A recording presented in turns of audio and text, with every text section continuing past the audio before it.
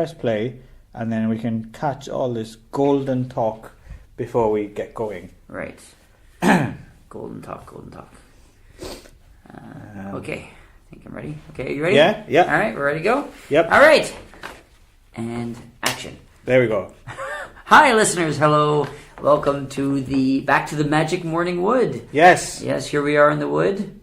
Birds are chirping. They are. The chipmunks are chipmunking.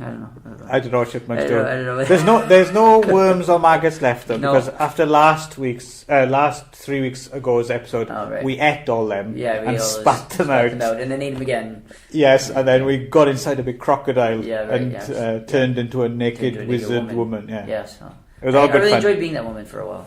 Yeah. Anyway, so welcome back, and so we're going to change things up a bit from last episode, right, where we were in the exploitation, like Hong Kong cinema, to kids movies. Right, like family. Welcome to the wood, where two grown men are about to talk about fucking unicorns. Fucking unicorns in kids movies. Yes. So this is Ron's choice. Yeah. I want to express that very strongly. I can see where we're going to go with this one. Anyway, so this choice was the 1982 animated movie, The Last Unicorn. Yes. Directed by Jules Bass and Arthur Rankin Jr. Yes, of Rankin Bass Studios fame. Right. And based on a novel by Peter S. Beagle. Yes, who wrote the screenplay. Who also wrote the screenplay as well. And it's a co-production, right? It's a British, American, Japanese, West German, French co-production. Yeah, so basically a global production. Yes, I think a lot of the... I looked up Rankin Bass. I don't know if you know much about Rankin Bass. Don't know. Were they part of your childhood at all? They may have been, because I don't, not consciously, but... Right. No, they what weren't, else did they do? Well, they weren't massively... There were a lot of... I think they're most famous for... They did these kind of seasonal kids specials, either animated or stop motion. And I know them from the special they did, Mad Monster Party, if that rings a bell. No, it doesn't. I can't remember if they actually had... It was like a very Halloween-inspired... kind of like that. It's kind of like the film version of that song, Monster Mash. Right. I do the Monster Mash. And They do that. yeah, I can't remember if they actually did. If Boris Karloff did voices for it, or if it was Boris Pickett, right, the guy who does Boris Karloff. yeah. But that's what I know. But apparently they farmed out a lot of their animation and stop animation to studios in Japan. There was like 5. Yeah, this studios. one seemed to be mostly Japanese animators. Yes, names. Yeah, I think maybe Toei, maybe even actually were involved. Yeah. So and it also included the voice talents of Jeff Bridges and Mia Farrow and Angela Lansbury, Alan Arkin, Christopher Lee. Yeah. And, Keenan Wynn, Renee Aubergenois. Right. Nice run at that. As they pronounce that, I don't know. Paul Frees. Ed Peck. Yes, and the one voice I was quite pleased. Timmy Grimes. Yeah. The one voice I was quite pleased because that's Brother Theodore, and it is Brother Theodore as well. Who well, the thing is, who's your brother? Oh, your Brother Theodore. Yes, he played the character Rook. Yeah, which I can't actually remember who the fuck that was. I know. But I just, as soon as I heard the voice, I said, "Is that Brother Theodore?" Was like Brother Theodore. You might know from he was in The Burbs. Oh, really? Okay. But he's most famous for having this long-running, like one-man stage show in somewhere in, I think it was one venue in New York. He played for years and years and years and years. He became like a cult. He was on David Letterman a few times, and he was just like a ranting old geezer who just kind of complained about it. He's very funny. Okay. And he turns up in weird movies. He's in The Burbs. He's in the porno parody of Jaws called Gums, which has a cock-sucking mermaid. Really? Yeah. Oh, okay. Which is awful, but it's probably the best cock-sucking mermaid film I've seen. He did not just mainstream stuff, but also all over the map. Yeah, all over, really. Okay. He was just one of those guys who just I think he just picked up admirers over the years, Really? whether that be... Did he start in porn and No. Well, he wasn't. He didn't perform. He's just in it. If I remember correctly, he plays. I think he plays like. Did he actually have sex in it, or was he just No. character? He plays like the Quint character in Jaws, Okay. except he's like a. I think he's dressed as a Nazi. Okay. And he has a parrot who has a big spurting hard-on cock, if I remember correctly. Yeah. And the mermaid, sucks men to death. I think played by Terry Hall. I think. Right. Yeah. Anyway, that's one of his interesting credits. Right. And The Last Unicorn. Yes, and this movie. Yeah. Okay. So I chose this movie. Yes. Why did you? I'd never actually heard of this movie. Really? It's one of those rare. So the first viewing for you. Never. I don't think I'd. No, I don't think I'd ever heard of it. And, really? Okay. Yeah, which is why you fucking got away with choosing it. Because normally I wouldn't watch a kids' film about unicorns, but you said, "Oh yeah, I remember this thing from my childhood," and I thought, "Oh, I never heard of it. It sounds suitably kind of. It has a cult around it. So who am I to say?" So. Yeah, I let you choose this. So I see you enjoyed it. But I mean, you chose Santa and the Ice Cream Bunny. So anyway, I mean, we're trying to be all over the map. So it's good. It's something different. But the reason I chose it was just because I was trying to think of something that might be interesting to watch and talk about. And I just have really, really vague images and impressions of watching it when I was a kid. Okay. And how old? Well, I must have been probably 6 or 7, probably around there. And I may be wrong, but I remember actually watching this in school. It was like one of those things that were like maybe like the last day of school where the teachers have checked out and they say, "Hey, let's throw a movie on," kind of thing. I may be wrong in this case, but I feel like maybe it was like something that actually showed us in school. But I remember thinking, at least at the time, that it was like, wow, this is actually kind of scary or kind of terrifying, and something that I remember being kind of like confused why they were showing it to us in school, right? But they used to show us all kinds of like weird stuff in school back in the 80s. So it's interesting for me to find out because I wasn't sure if that was a kind of something that happened in other places, but that happens in the UK as well. Is the last week or something of school? Teachers are done, so they just like throw some movies on, right? Because I was talking to my Japanese wife about. I said Japanese wife to point out that she's Japanese, not that I have a Japanese one and a German one and a Swiss one and anything like that. Just for the listener, who is Japanese? The wife that the Japanese one. Yes, the one here. Yeah, right. One in every port. She was horrified by this, but I mentioned I don't think they do this in Japan. I think they pretty much work up to the end. You have your own kids, So. And weekends, of course, here too, right? So that was a relatively new thing where they stopped doing weekends, but they do like one a month or something like that. But so you do that? Of course, we used to have like video showings in the gymnasium. And like in lunch hours and stuff like that. They show movies at school all the time when I was a kid, right? All right, we didn't know that. Yeah. I just the end of time. I remember going, but specifically at the end of the year was definitely like we're watching a movie in class today. That's what we're because in the UK as well we normally wear uniform when you get to secondary school, and that period of time you could come in your own clothes, and they'd put on you just had to come and they'd put on movies because I remember they put on 1 year I ended up because there's nothing else to do. I think I watched Bird on a Wire like 5 times. Goldie Hawn. Yeah. I think I was 12 or something. So I'm guessing it might have been Goldie Hawn was the draw to watch it 5 times, and there was nothing else on. So I'm very familiar with it. And the other, you've just opened up, and I have very little to say about this film, so I'm milking what I do. I'm not sure I have much to say about it either. So, but. The other funny story I have about this was a few years later when I was in secondary school and Schindler's List came out on video, they showed Schindler's List, right? And there was I can't remember how old I would have been. I think Schindler's List is 93, right? So say video 94. So maybe I was 15 or 16. And there was a girl I knew a couple of years younger, and they showed Schindler's List, right? And you have to remember, we'd been taking history for the past 5 years or something, right? And, they teach World War II and the Holocaust in... Clearly this girl hadn't been paying attention. they showed Schindler's List there to school, and I bumped into her in the corridor, and she comes up to me and goes, I just saw that Schindler's List. Yeah, Schindler's, I'd seen that, and she was like, did you know that they killed a load of Jews? And I was like, they killed what? A load of Jews. A load of Jews? Yeah, something along those lines.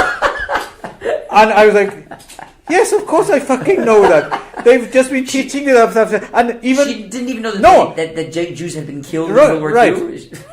I was thinking, not only have they been teaching that, I don't remember a time when I didn't know that. No, yeah, that's what I mean. I was like, even if they didn't learn it in school, people, it's just a known thing, right? But apparently, this girl had just floated through life and had suddenly had grown a social conscience overnight. And Schindler's List was what educated her into it. So, on the one hand, I was horrified, but on the other hand, I was thinking, well, I guess Schindler's List has an important part to play, right? It's done its part, I guess. Yeah.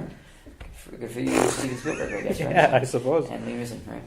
So, anyway, that was my memory of this movie. That's why I was trying to think of something I hadn't seen in a while, something that maybe have had some impression on me. And I remember, I hadn't seen it since I was like probably 6 or 7 years old. Right. And I just remember having this kind of like feeling of kind of like uncomfortableness or dread with it. And so I thought, well, maybe it might be an interesting watch again. And I thought, well, maybe I could, maybe it might be something interesting. Right. I wasn't particularly correct on that case. No. But I thought I'd give it a shot anyway. Right. So I mean, it was a shot in the dark, basically. So was it re-watching it and well, all right. Before why don't you tell us what it's about, Ron? I mean, in short, I'll try to keep it a short version of this. Basically, it's a unicorn, and the unicorn. And it's the last one. Boom. Last one. Finished. The end. Unicorn played by Mia Farrow. Or voiced by Mia Farrow. Anyway. It is Mia Farrow's the unicorn, is yes. it? Okay, I didn't recognize... The only voice I recognised, Brother Theodore, and Jeff Bridges is the prince. And Alan Arkin. That's weird. Alan Arkin's name came up, and I love Alan Arkin. Yeah. I knew Alan I didn't fucking recognise it. Oh, really? Yeah. Well, he's obviously quite a lot younger, so he has... Yeah, I just watched Alan Arkin in the Kaminsky Method, which is a Netflix show with Michael Douglas, right? And he's like a curmudgeonly old guy now. So, but this is back when he was like a young guy, so his voice sounds different. Oh, it sounds I don't know. Younger, right? So, I mean, I've liked Alan Arkin since I was a kid, and hasn't he always been a curmudgeon? Yeah, I guess so. But I mean, he definitely plays up the Jewish aspect in this one because his name is Schmendrick, which is like a Yiddish word. Right? But he has such a distinctive voice. I was really surprised. I didn't remember the whole movie. I didn't remember he played it, but once I looked it up while I was watching it, I was like, and then immediately it was like, I could not hear Alan Arkin. Because I was like, I wonder when Alan Arkin's going to come. And he never did. And I was like, there's Christopher Lee. Obviously, that's Christopher Lee. Christopher Lee is. Yeah. Christopher Lee has sounded like that since he was 3 years old, I think. Yes. It's funny as well. I was looking at the trivia on IMDb, and a very Christopher Lee, apparently Christopher Lee turned up on set with the book. Yeah, with the book. He was like, no, you cannot cut this, And he also did all his lines in the German version as well. He just did it. Is that right? Yeah, so I think he's fluent in German. He's in a German heavy metal band or something. You heard this, Christopher Lee? Oh, no. Yeah, Christopher Lee plays heavy metal music. Oh, right. He has actually CDs, heavy metal CDs. Okay, interesting. And I think he's fluent in German as well. And so he actually did his character in the German version as well. So I know he's a keen golfer. Anyway, so actually, now that we're on Christopher Lee, I did find out something interesting about Christopher Lee recently, which I didn't know. Was apparently during the war, when he was very, very young, the Second World War, he was involved in training. So who was it now? He was involved in training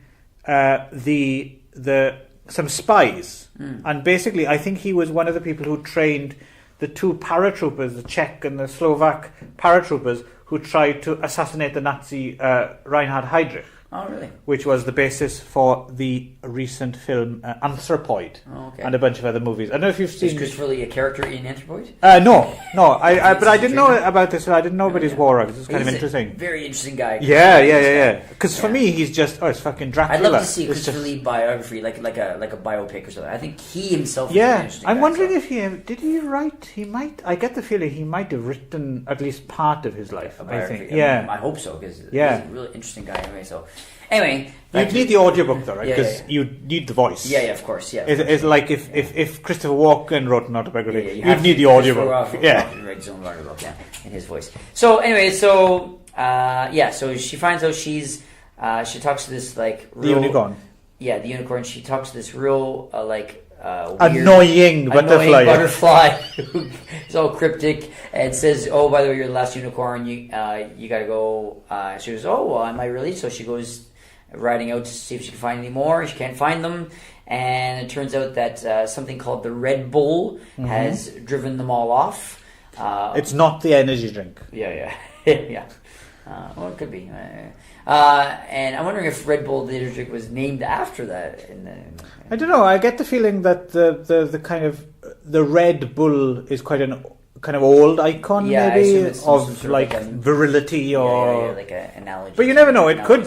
You could be right. It could be the whoever came up with Red Bull saw Last Unicorn. Well, if it's virility, maybe that's why. Right. Okay. So then she rides on. She gets captured by this evil witch played by. Right.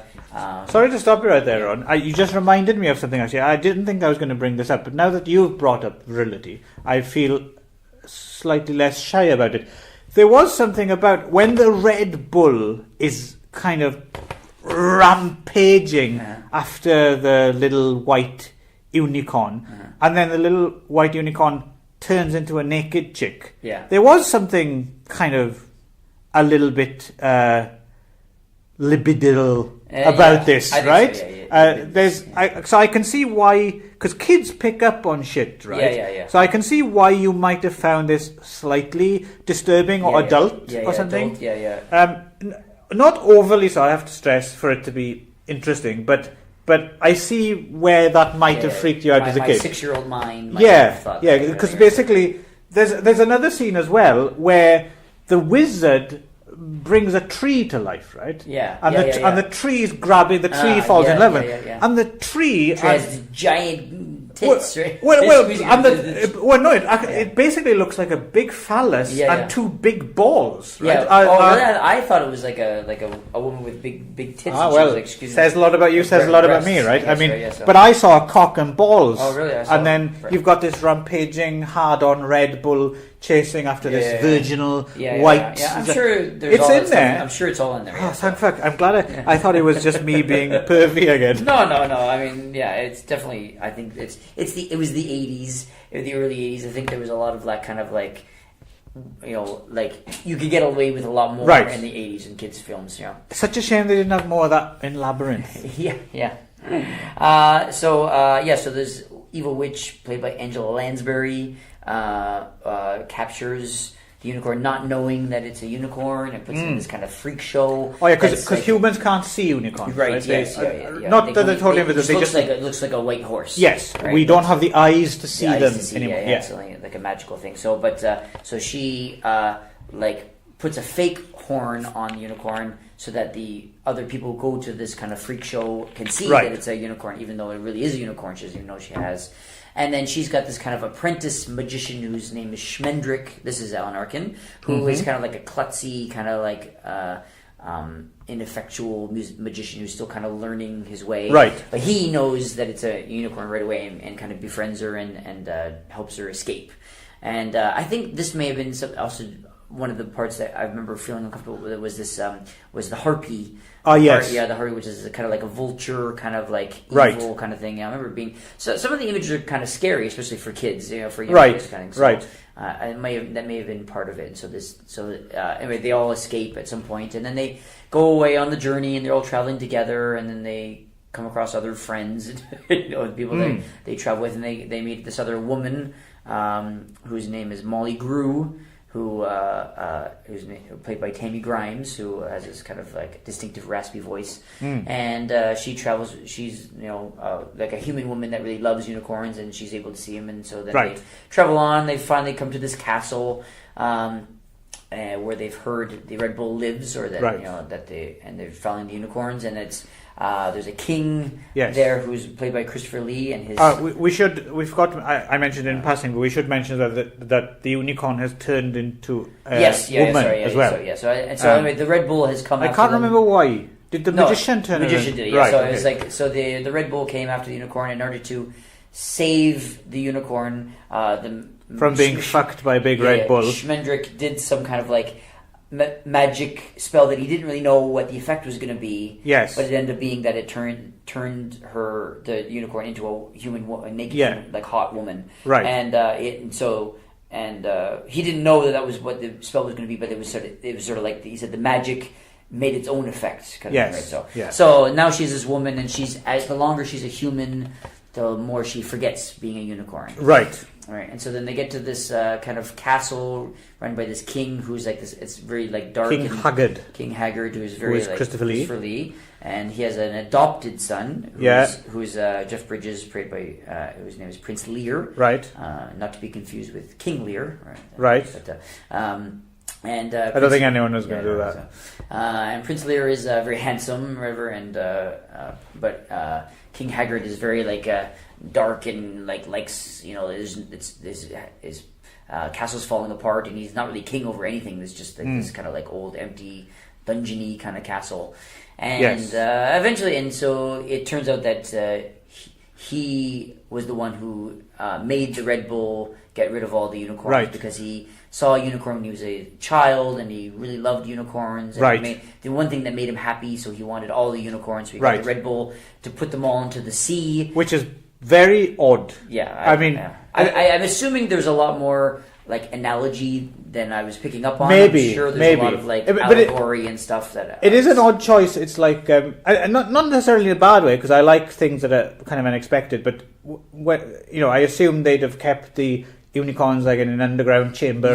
But they're all in the sea. Under the sea, just below the castle. It's just it's just a strange. And then when they do eventually escape and run out, it's actually it's odd. I mean, we'll get to opinions, but this film actually I didn't hate this film as much as I thought I was going to at the beginning. I have to admit. There's another couple of two characters I quite most of the characters I didn't like. For a start, I don't like unicorns. Unicorns held the same place for me that I used to have contempt for unicorns and dolphins, but I like dolphins now because we went on holiday to where was it? Palau. We went to holiday in Palau many years ago, and part of the holiday was swimming with dolphins, right? And I know this is apparently on lots of people's bucket lists, right? The thing to do, swim with dolphins, and this always got right up my nose for some fucking dolphins. So my plan was to go and punch a dolphin. so I was gonna. So we went to Palau and we were going to swim. I'm going to punch this fucking dolphin right in the nose.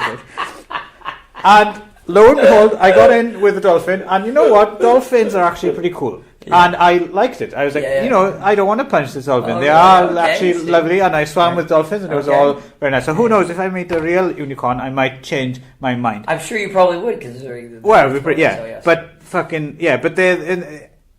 I suppose it's the things, it's the people around it who talk about it that pissed me off about dolphins, not dolphin. Once you meet an actual dolphin, I'd have a pint with a dolphin anytime. They're all right. But it's just all the kind of hippie shit around it. So it's the same with unicorn. I don't get. It's a horse with a fucking I get it. So spike. They're magical and whatever, and I have a 5-year-old daughter, so I'm a little more clued into the Does she like unicorns? Oh yeah. Oh really? It does seem to be more of a girl thing. It is, So horses in general. I was originally considering watching this movie with my kids. That was going to be one of my questions, actually. It was my original plan to watch with it, but then I didn't for two reasons. One, because my kids have a very kind of a short attention span, and I knew they were going to kind of lose it in the middle, and I was going to be able to actually finish it, and then it was going to be really annoying for me to talk about this because I wouldn't be able to watch. But also because I had this kind of real nagging kind of uncomfortable feeling from watching when I watched it as a kid. I didn't really necessarily think it was. I wasn't sure if it was appropriate for my kids to watch yet, so I wanted to watch it first. Whatever. Okay. And what did you think? Do you think it's... I don't think it's inappropriate. Like I don't think it'll be like make them like scared or uncomfortable. Right. But I think they'd probably get bored by it because it's quite slow moving in comparison to things now, right? So I think it's a very 80s kids movie, right? I think it's very indicative of the kinds of things we watched in the 80s. But there was a lot of stuff like this around at the time. Yes, exactly. Yeah. It was a real representation of stuff I watched when I was like 6 or 7 years old, or that was available for kids that are 6 or 7 years old in the early 80s. But I don't think it would hold the attention of kids these days. Right. And I to be honest, I didn't like a lot of that stuff back in the day either. Right. The only one, because I was thinking about all these movies like Dark Crystal or Black Cauldron and Labyrinth and Legend. And I don't think I liked. The only one I could think of that I enjoyed at the time was Krull. Do you remember Krull? Yeah.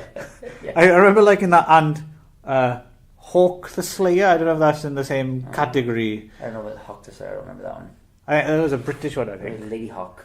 Lady Hawk. Yeah. I don't remember anything about. I might not have seen Lady Hawk. Yeah. That's the one with Rutger Hauer. But I do remember. I did enjoy all those. Okay, right. Lady Hawk. Or not Lady Hawk, Lady Hawk, I guess, but Labyrinth and Dark Crystal and Legend, I loved those movies when I was a kid. So this movie was very like fuzzy and vague to me, but it seemed like it was kind of in a kind of thing that I would enjoy, which is why I wasn't sure about the kind of the very vague discomfort I felt around the movie in my memory. So that's why I forgot. I was in the middle of saying the two characters I did like. I liked the 3-legged pirate cat with an eye patch. Yeah. He was good, and the laughing skeleton was cool. I thought you liked the I liked him. Yeah. And we forgot to mention as well, and to be honest, it doesn't make itself apparent until about halfway through. It's kind of a bit of a musical as well, isn't it? Yeah, well, yeah. A couple of the characters burst into song a couple of times. It's scored by the band America. Man! Now we get into it. Yeah, the folk rock band America, and they have some real like cringe-worthy songs music. By stand-up Jimmy Webb. Stand up and be shot. The songs, oh my fucking Christ! Jimmy Webb apparently is friends with Jeff Bridges, and Jeff Bridges apparently like recommended him to do this movie. Kind of. It's who you know. But it just seemed really 80s to me. Like it was a real early 80s movie kind of thing. Anyway, I didn't finish the story. So, sorry, yeah. So basically, so they find that the King Haggard had been behind it all, and he knows that this woman actually is a unicorn, and he's planning to do the same thing to her, and so.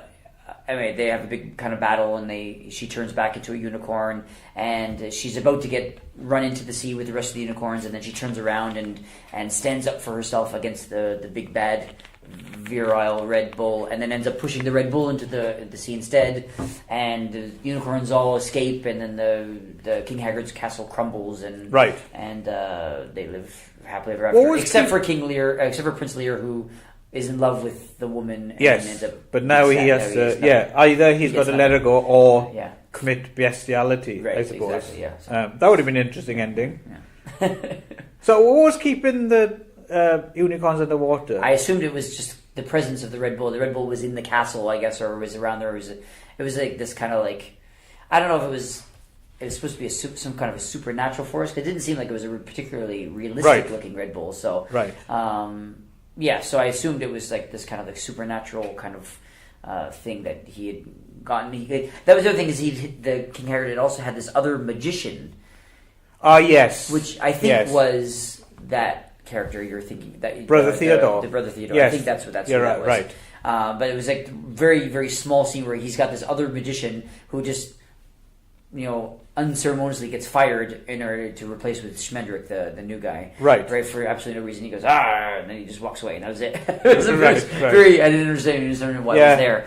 But I assumed that he maybe had something to do with the presence of the Red Bull, that he was behind, that was a magic thing or whatever. But I guess it doesn't really matter. But so watching this again, how much of it was familiar to you from the childhood? Almost viewing? None. Like none of there were no images that stay with me. I was just it was just sort of like a general feeling, and I'm watching it. It was like I'd never seen it before, but I kind of was thinking like, oh well, I wonder what gave me the images, not the images, but at least the feelings that were kind of like residue that were left. It does seem to have. I don't know the numbers or anything, but I don't think it was very successful. It was not. Yeah, not really. But and now it seems to have a very, very niche kind of cult following, which has meant that it's come out on this limited edition Blu-ray, which I guess is probably people like yourself who saw it when they were kids and kind of have the vague recollection. So it was more to do with like there's some sort of nostalgia to go along with it. Did you like it? I would say it's quite slow now. It is slow. It's very, very slow, and the style of writing was very like kind of 70s, and like kind of like it was very kind of like faux poetic kind of like right. So I think it was definitely a product of the time, but I think it doesn't hold up that well. It's at that tail end of the kind of when hippies started reading Tolkien thing that stretched through the 70s. That's a very good way of explaining it. Right. It's like it was a hippie read Tolkien inside the story kind of thing. Right?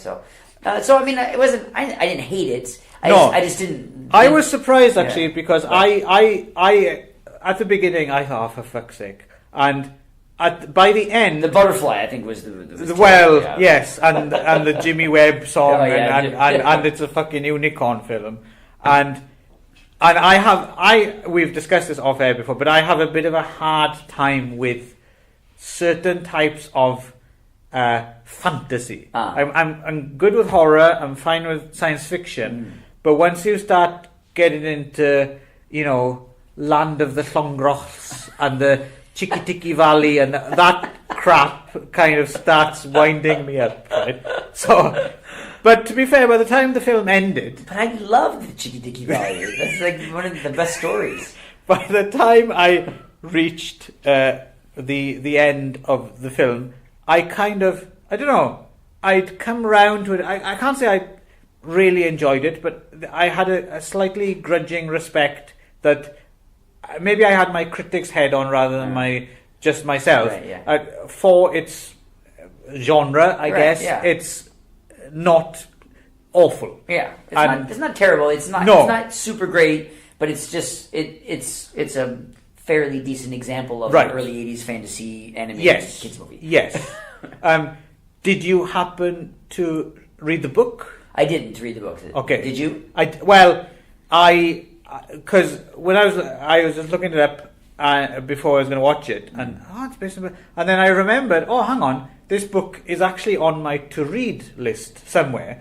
Because The Last Unicorn, which you hate unicorns, but The Last Unicorn is on your. Well, the reason is just because you hear about things, and I think it might even be in one of those books, the 100 best fantasy novels. Oh, really? Because I dislike fantasy so much, and I'm not so willing to jump like with horror or science fiction or western or something genres I don't have a problem with. I don't necessarily need a primer before I go wading in. I'm happy to jump in myself and make my own mistakes. But with fantasy, I don't have the stomach for it. So I do kind of keep an eye out for when people I respect recommend something. Right. And I can't remember where I'd heard of it, but I do remember that The Last Unicorn by Peter Beagle has like a major cult following the book, and it has a lot of respect bestowed upon it. And then I clicked the two. Oh, okay. Well, I might as well. So I think I found a Kindle copy or something. Okay. It was like a few dollars or something, because I didn't have time to order the paperback, which I'm fucking glad I didn't. So I sat down with it of an evening with a glass of wine, and and again, I'm not necessarily blaming the book. It's just not your cup of tea for me, because off how the far bat, did you make it into it? The butterfly. Well, I can't even remember. Because I was getting drunk as well to try and make it slightly less painful. And no, I'm not. It's a very slim novel, so a third in, a half in, I don't know. Okay. And I was just, fuck this, because it was that tone of the land of, So I know exactly what kind of movie to next Valentine's Day. Yeah, but the thing is, I'm not. I mean, there's certain examples where I'm okay with it, and it's one of the. I like to consider. What ones did you enjoy? Well, that's the difficult thing now. Is trying to think of, but Krull when I was a kid seemed to be okay, and I like. Krull isn't Krull more science fiction-y? It was a bit of a hybrid, which is maybe why I liked it. Or horror-y. I can't remember. And I suppose I like things more in the sword and sorcery vein, closer to like I really like the Conan stories, for instance. I don't have a problem with them at all. I like those. Right. And stuff like that, where it's a bit more, I don't know, where it's a cross between fantasy and there's a little bit of kind of a more realistic kind of dark medieval fantasy or something like that. But this is too, I suppose, fluffy and fucking. What's a movie that you just hated, despise in that genre? I see you're putting me on the spot now because I can't think of nothing jumps to mind really. I mean, I've always wanted to like Labyrinth, for example. I've always quite wanted to like it. It's written by Terry Jones. It's got young Jennifer Connelly in it. But no, it's even as a kid, I just had as soon as you start, when it starts to get too, I don't know what it is. Like I said, I try and pride myself on being able to separate me and my critics and kind of give an objective opinion. Right. But for some reason in this realm, I can't do it. It just fucking winds me up. I blind rage. And so the fact that I didn't kick my television in says that the Leos the Unicorn isn't that bad. So in fact, if you do like such things, you might like it quite a bit. But then again, you have a lot more time for this kind of shit than me, right? I would say I have more time than you. I think you have more time than me. I mean more time. You have more. Not literally more time. You're more open. I'm more forgiving. Yeah. I actually enjoy fantasy, so that's okay. Yes. So it's not in my realm of things I don't enjoy. That's what I mean by. I mean, you have maybe a lot more, maybe that's a British turn of phrase. You have more time for something. But you have more forgiving or time for things like international gorillas, where I don't have time for that kind of thing. That's true. So, maybe what we need is international unicorn gorillas. There you go. International unicorns. Yeah. I'm. Will you read the book? Do you think? I don't. I have a lot of stuff to read, so it's not. Right. It's not like high on my list of to do. It's sort of I saw it. I did see that there's it's been kind of in development hell for a long time that they're trying to do a new live action version of it. Yeah. And apparently a couple of the actors like what's her face Angela Lansbury and I think maybe Angela Lansbury's Tammy not Grimes or something. Dead? I don't think so. No, she's not dead. No, she's still kicking. Any day now. Yeah. She's very old though. But they are all willing to reprise their roles and stuff like that. So, but apparently it's been sort of like Unicorn she wrote. Yeah. So, but I think it seems like the kind of thing that could find an audience in a live action version if they updated it and took out the god awful America songs and fuck off Jimmy Webb, don't come anywhere near this. Made it more kind of like CGI and kind of like I think there's probably like, or maybe Christopher Lee, I don't know. I think I'd give it another look if they made this new version of it. Well, certainly in a post Game of Thrones environment as well, I think there would be, there's which is undoubtedly what will happen at some point. I think because it's very little in common with Game of Thrones. I know that, other than the fact that it's ostensibly but when things become massive like that, you always have you have copies and then you have copies and then you have like copies of copies and then you have like, well, let's make a copy of this which is more child friendly or more, so I think when we get to that stage, when they, I think this would be perfect, I guess, for a property for them to jump on. So I wouldn't be surprised if we saw a Netflix Last Unicorn series like something or something. They would bring up like to reboot it or something. But I think there's some sort of like royalty or like licensing kind of issues or whatever that they're trying to do. But I know Peter Beagle specifically really wants it to be remade because I'm sure he. He's still knocking around, is he? I think so. Or at least last I heard he was, because I'm sure it's like the thing he's probably only done. He's probably never done anything else. Probably wants more money for himself. But we didn't research that at all. We'll find out that Peter Beagle is actually a billionaire living on his unicorn billions. Yeah, it's quite possible. But yes, so he's actually quite a. I think he's fairly well regarded. He actually has quite a few novels and. Yeah.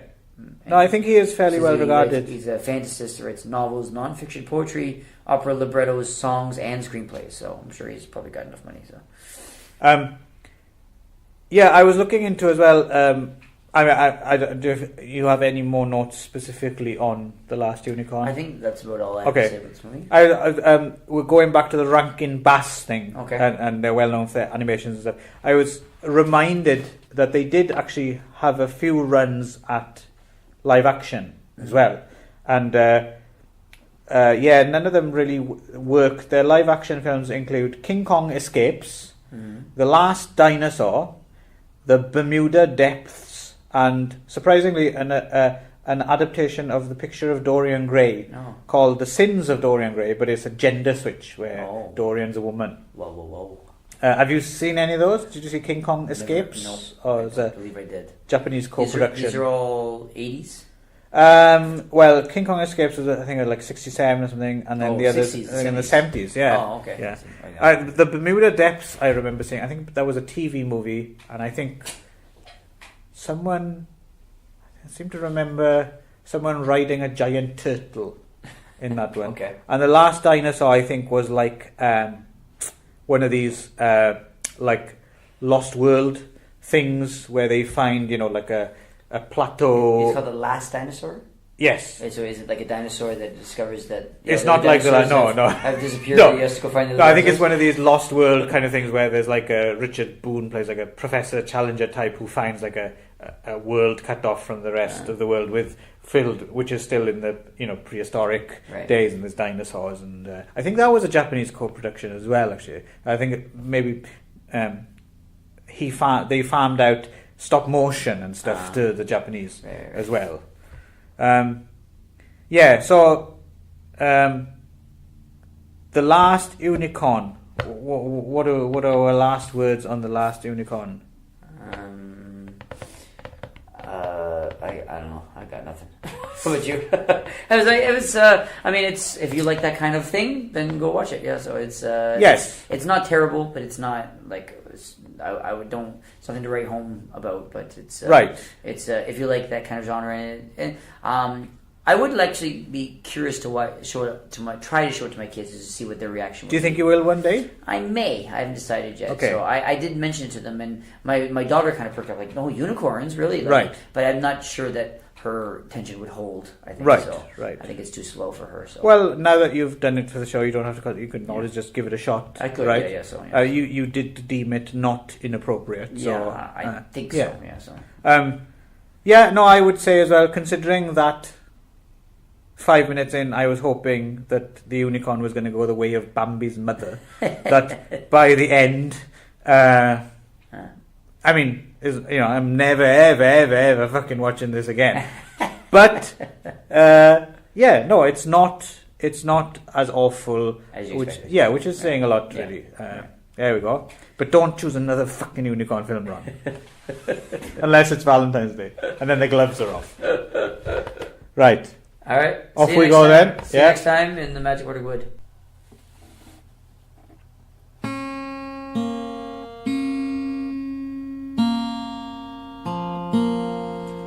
The